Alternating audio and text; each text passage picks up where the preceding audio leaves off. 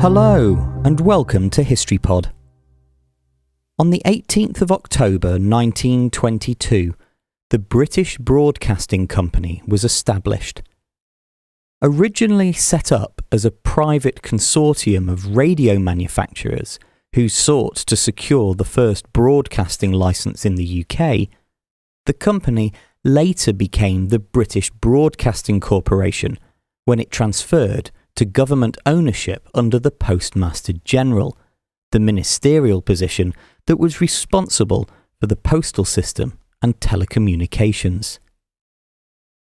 In the early 1920s, the UK's radio set producers were keen to expand their market.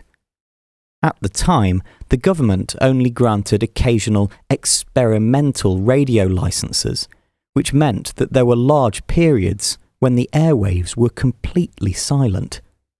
This was of no use to radio manufacturers themselves, who needed broadcasts in order to make their products worthwhile.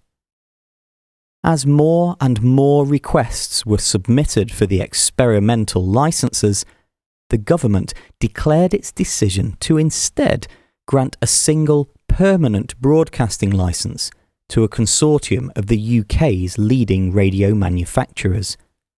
The 6 companies each held an equal amount of shares in the new venture, which hired John, later to become Lord Reith, as its first managing director. The new broadcasting company was funded through a royalty on the sale of radio sets sold by the member producers, and by a licence fee payable by the owner. However, the number of amateur electronics enthusiasts who began to build their own sets meant that the income did not produce adequate funds. Consequently, the member companies found themselves making a loss, which contributed to their desire to extricate themselves from the arrangement. By the time the BBC had begun its first experimental television broadcasts in 1932, the company had been publicly funded for 5 years.